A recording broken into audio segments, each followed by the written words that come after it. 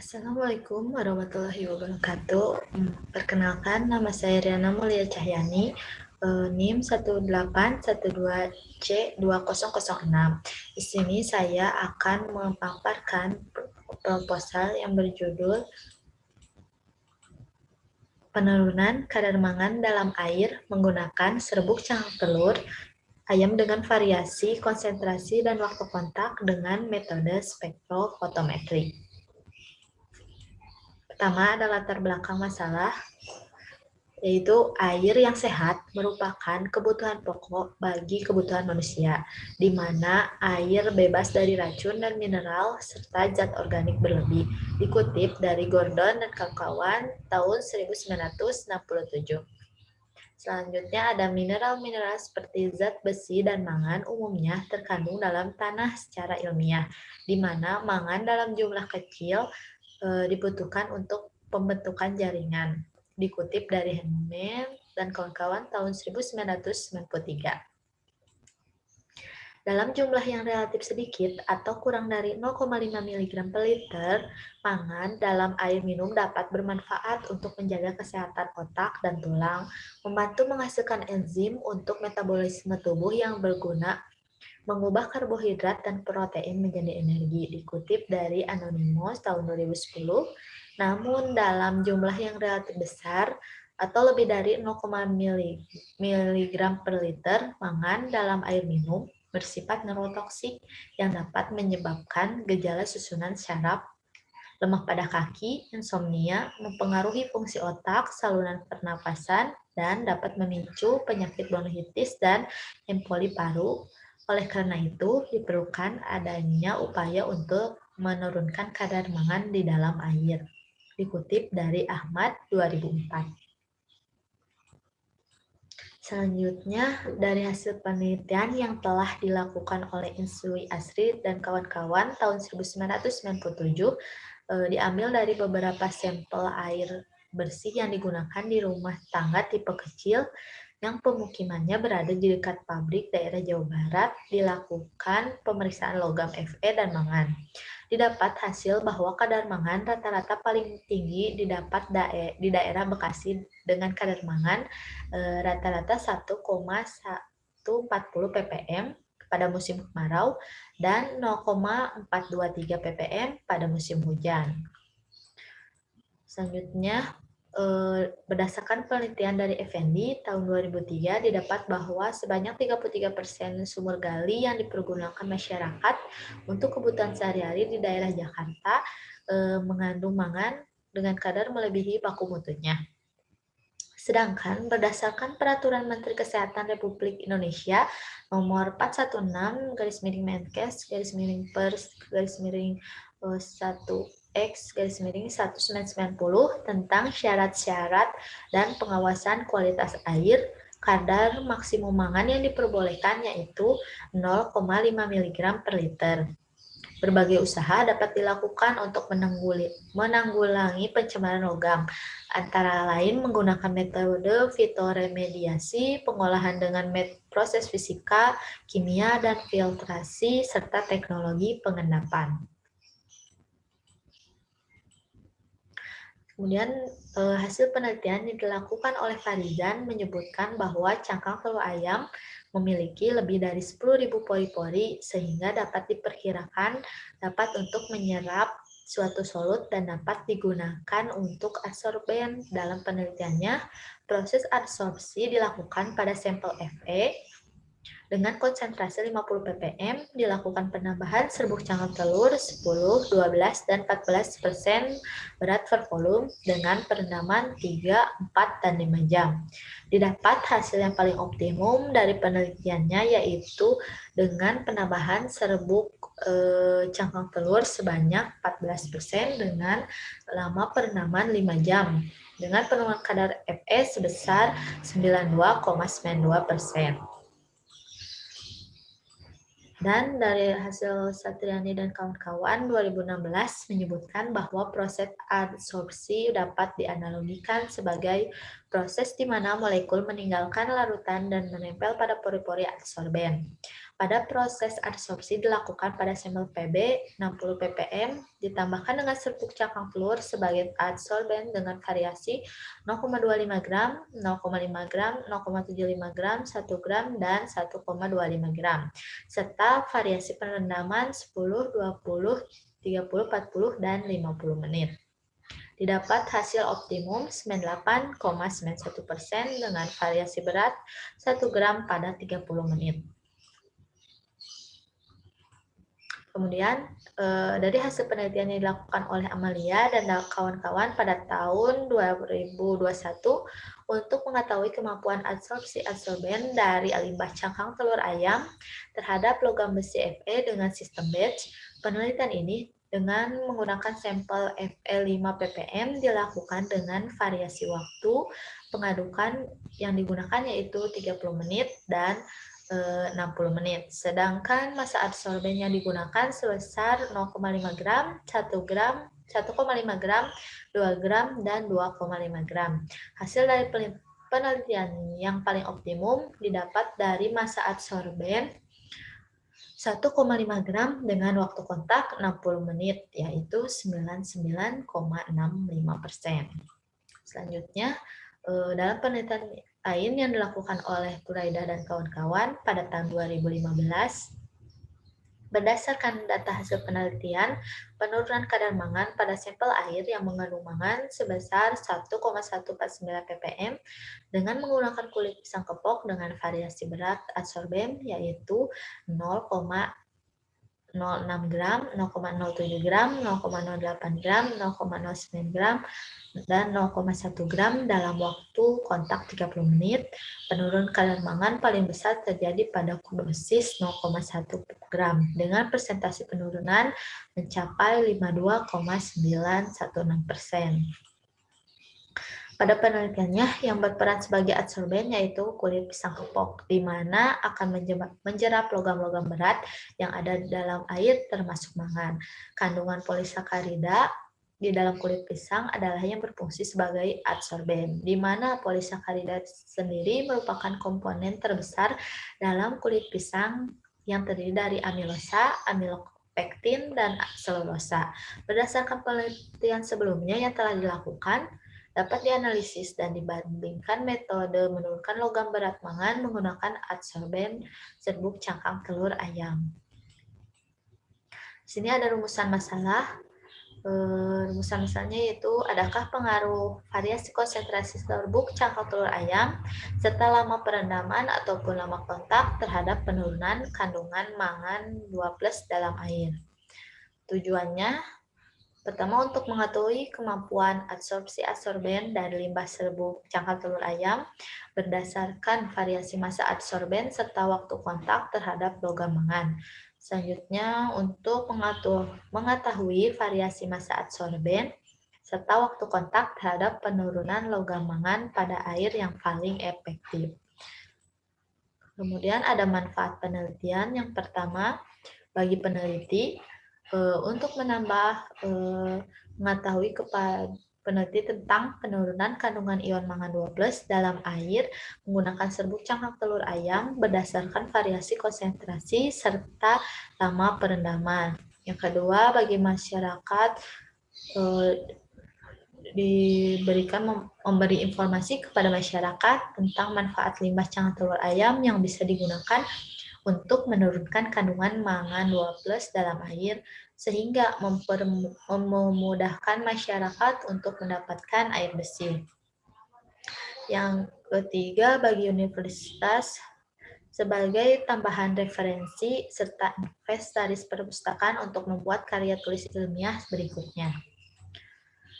Selanjutnya ada hipotesis penelitian. Terdapat pengaruh variasi massa adsorben serbuk cangkang telur ayam dengan waktu kontak untuk mampu menurunkan konsentrasi mangan dalam air.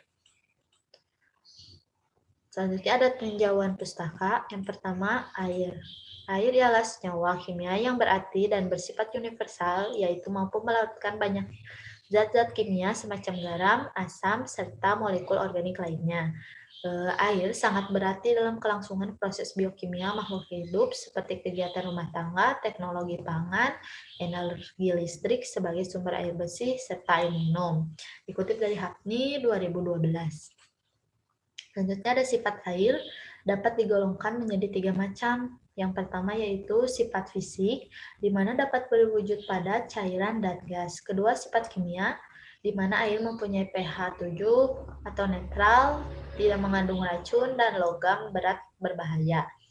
Terakhir, sifat biologis air yaitu di dalam perairan selalu terdapat kehidupan flora dan fauna. Dikutip dari HAPNI 2012. Selanjutnya, pencemaran air. Pencemaran air dapat digolongkan menjadi 3, yaitu pertama, pencemaran kimia. Tercemarnya oleh senyawa karbon ataupun senyawa anorganik. Yang kedua, pencemaran fisika. Tercemarnya air yang dapat berupa materi terapung dan materi tersuspensi. Ketiga, pencemaran biologi. Tercemarnya air yang dapat berupa mikroba patogen, lumut, atau tumbuh-tumbuhan air lainnya. Selanjutnya ada logam berat, ialah salah satu bahan pencemar yang ada di perairan yang dapat menimbulkan dampak negatif terhadap lingkungan ataupun bagi makhluk hidup lainnya. Berat jenis atom logam lebih berat dari 5 gram cm kubik, serta mempunyai nomor atom 22 sampai 92 dan periode atom urutan 4 sampai 7. Proses industri maupun aktivitas pertambangan merupakan salah satu sumber pencemar dari kegiatan manusia yang akan menghasilkan pencemaran berupa logam berat. Dikutip dari Adani dan Husaini tahun 2017.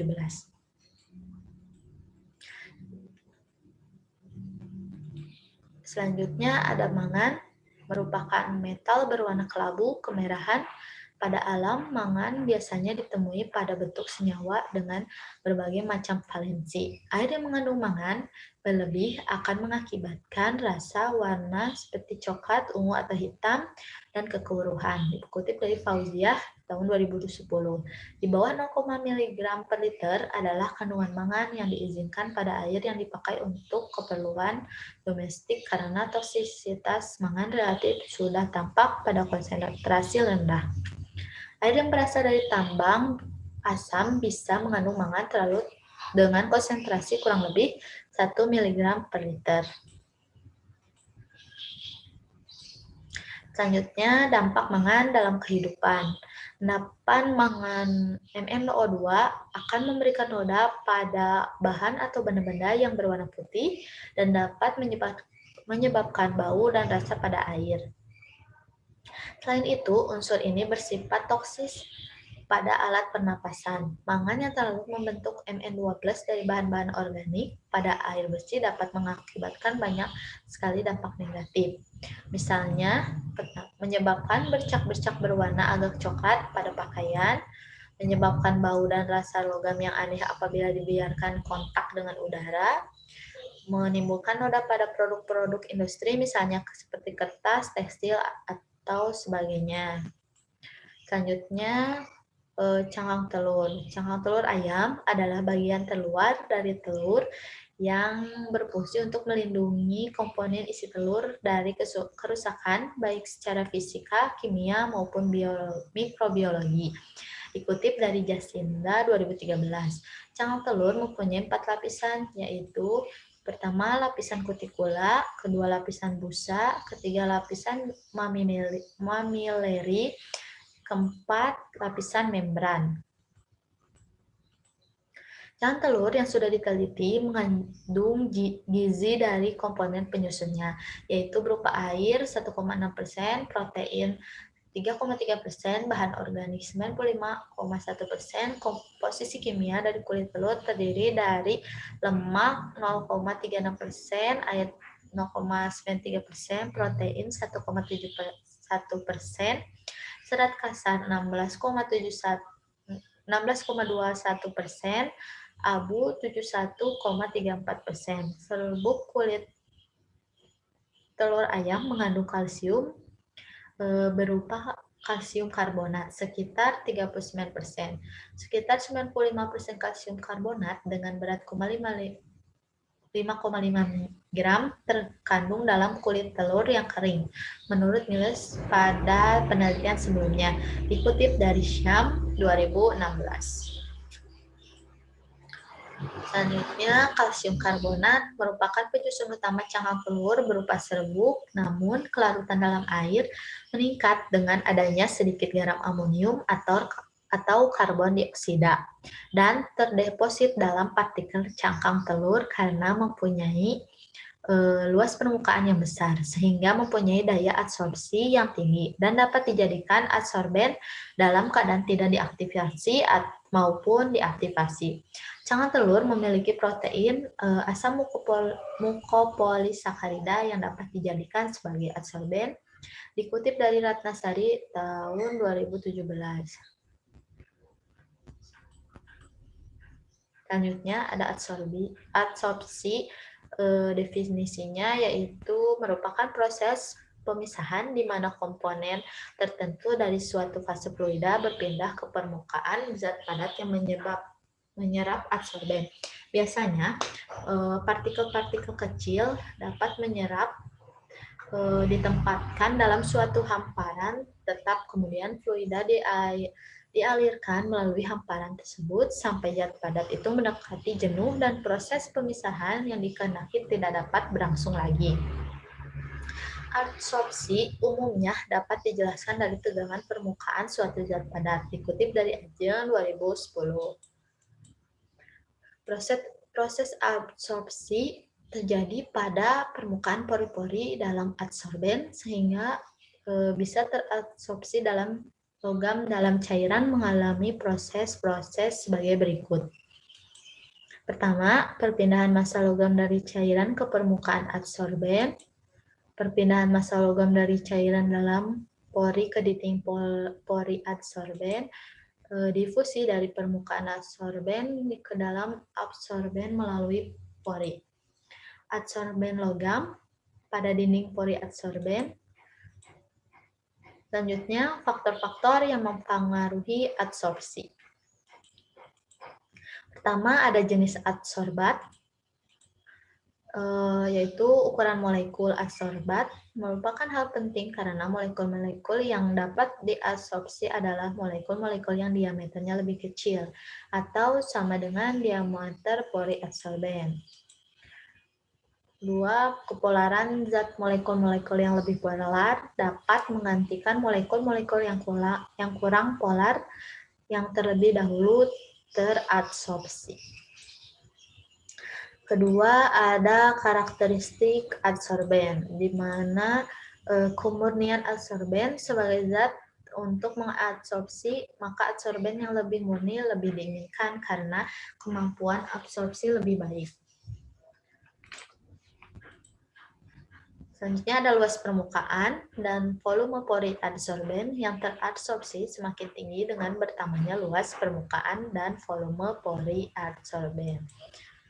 Selanjutnya ada tekanan. Tekanan yang dimaksud merupakan tekanan adsorbat. Kenaikan tekanan adsorbat dapat menaikkan jumlah yang diadsorpsi. Selanjutnya ada temperatur absolut, di mana berkurangnya temperatur akan menambah jumlah adsorbat yang teradsorpsi. Demikian juga dengan sebaliknya.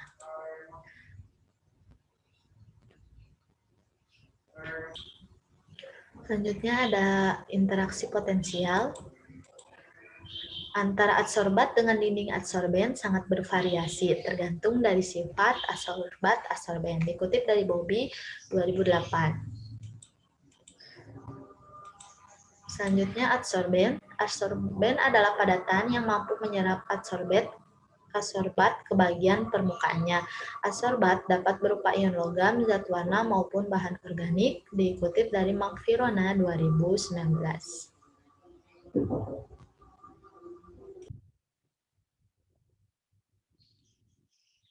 Selanjutnya ada syarat-syarat adsorben yang baik.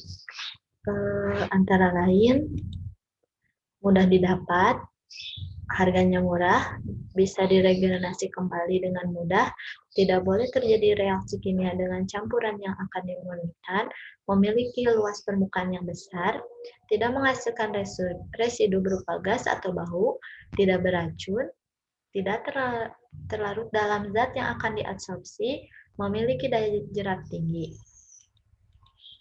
Kemudian ada spektrofotometri, merupakan suatu metode analisa yang didasarkan pada pengukuran serapan sinar monokromatis oleh suatu lajur larutan berwarna pada panjang gelombang spesifik dengan menggunakan monokromator, prisma, atau kisi difraksi dengan detektor fototube.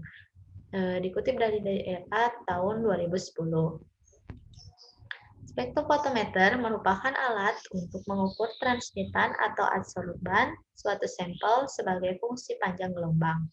Absorpsi radiasi oleh suatu sampel diukur pada berbagai panjang gelombang dan dialirkan oleh suatu perekam untuk menghasilkan spektrum tertentu yang khas untuk komponen yang berbeda. Dalam analisis secara spektrofotometri, terdapat 3 daerah panjang gelombang elektromagnetik yang digunakan, yaitu UV sekitar 200-300 nanometer, visible 380-700 nanometer, dan infrared 700-3000 nanometer. Selanjutnya ada bagian-bagian spektrofotometri secara garis besar terdiri dari pertama ada sumber sinar, yaitu sesuai dengan daerah jangkauan spektrumnya, maka spektrofotometer menggunakan sumber sinar yang berbeda pada masing-masing daerah, seperti sinar tampak, UV, atau infrared. Kemudian ada monokromator yang berfungsi untuk merubah sinar polikromatis menjadi monokromatis sesuai yang dibutuhkan untuk pengukuran. Selanjutnya ada kuvet yang digunakan sebagai tempat cuplikan yang akan dianalisis. Selanjutnya ada detektor, digunakan untuk merubah sinar menjadi energi listrik yang sebanding dengan besaran yang dapat diukur. Selanjutnya ada prinsip kerja spektrofotometer. Prinsipnya, jika cahaya monokromatik atau campuran jatuh pada suatu media homogen, sebagian sinar masuk akan dipantulkan, sebagian diserap dalam medium, dan sisanya diteruskan.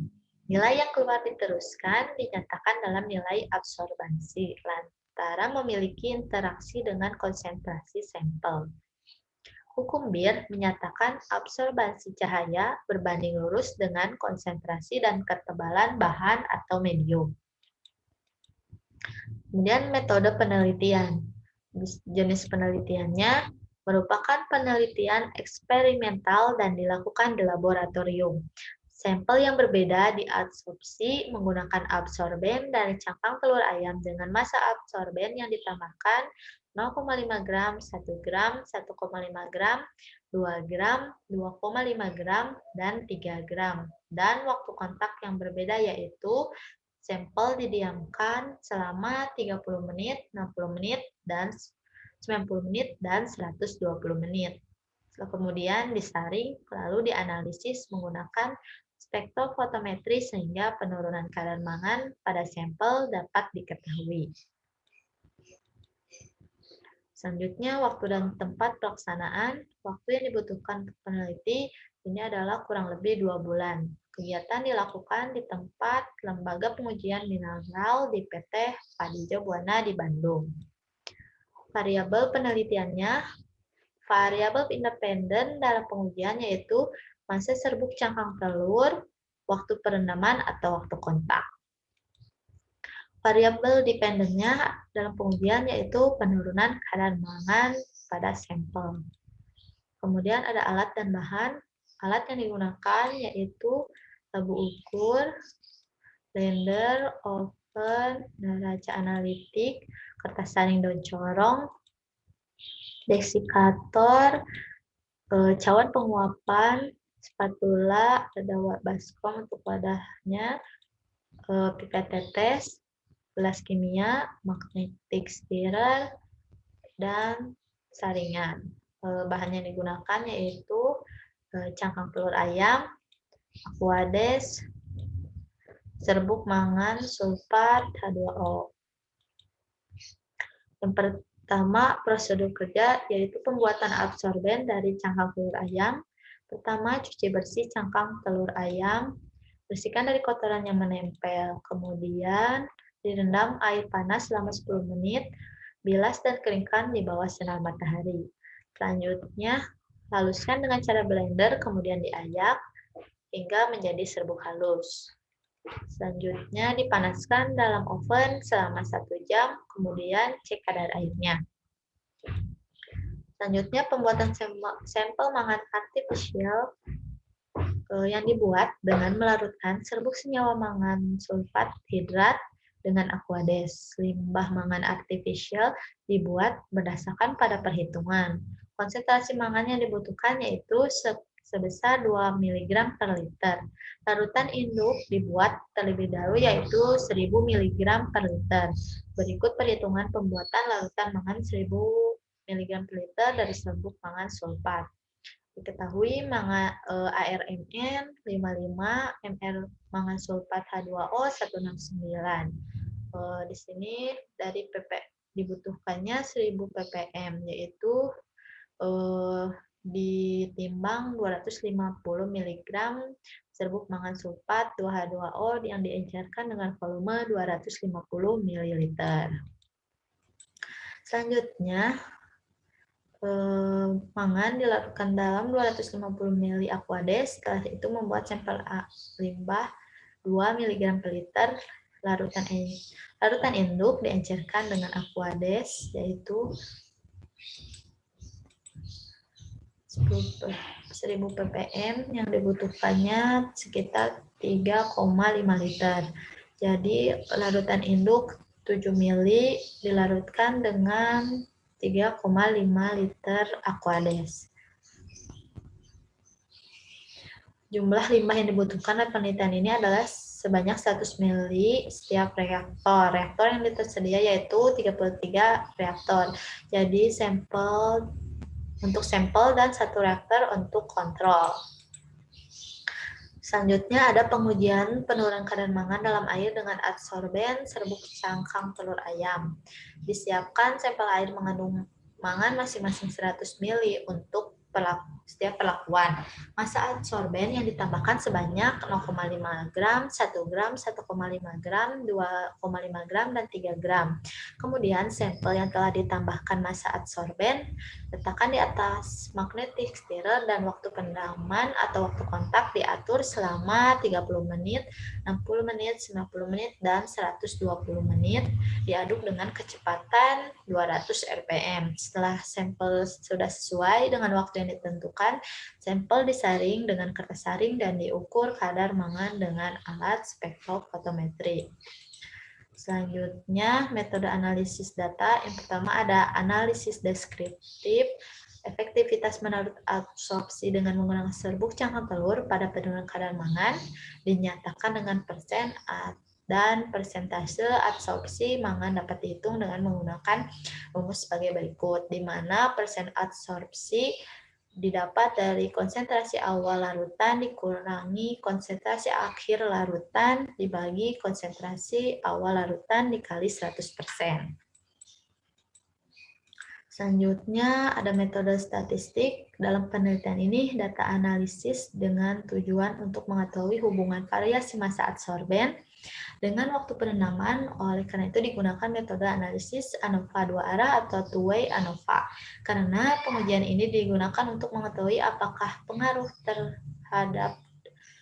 terdapat pengaruh dari aneka macam kriteria yang diuji terhadap hasil, dan memakai uji T dikenal dengan uji parsial, yaitu untuk menguji bagaimana pengaruh masing-masing variabel bebasnya secara sendiri-sendiri terhadap variabel terikatnya.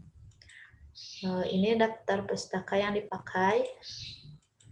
Mungkin sekian yang dapat saya paparkan. Mohon maaf bila banyak kesalahan. Wassalamualaikum warahmatullahi wabarakatuh.